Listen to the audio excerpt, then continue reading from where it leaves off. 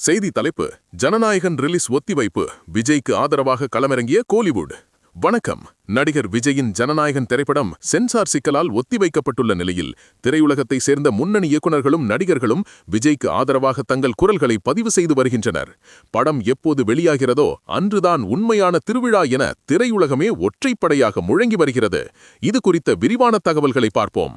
ஆம், ஜனநாயகன் படத்தின் ரிலீஸ் தேதி தள்ளிப்போனது விஜய் ரசிகர்களை மட்டுமல்லாது ஒட்டுமொத்த திரையுலகையுமே அதிர்ச்சியில் ஆழ்த்தியுள்ளது. இந்த இக்கட்டான சூழலில் முன்னணி இயக்குநர்கள் பலரும் விஜய்க்கு ஆதரவாக சமூக வலைதளங்களில் போர்க்கொடி தூக்கியுள்ளனர்.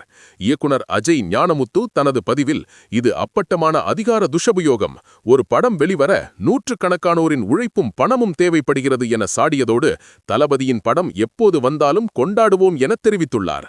தளபதி 68 படத்தின் இயக்குனர் வெங்கட் பிரபு, எப்படி இருந்தாலும் இது இந்திய சினிமாவின் மிகப்பெரிய ஃபேர்வெல் படமாக இருக்கும் என குறிப்பிட்டுள்ளார்.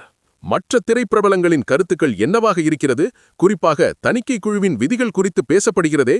நிச்சயமாக இயக்குனர் கார்த்திக் சுப்பராஜ், தணிக்கை மற்றும் சான்றிதழ் தாமதத்தால் பெரிய படங்கள் பாதிக்கப்படுவதை குறிப்பிட்டு சென்சார் விதிகள் சீரமைக்கப்பட வேண்டும் என வலியுறுத்தியுள்ளார்.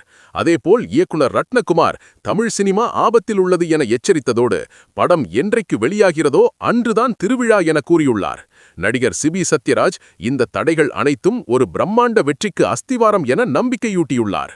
ரவிமோகன் தனது பதிவில், அண்ணா, உங்களுக்கு ஒரு தனி தேதி தேவையில்லை, நீங்கள் வரும் நாள்தான் எங்களுக்கு பொங்கல் என உணர்வுபூர்வமாக தெரிவித்துள்ளார்.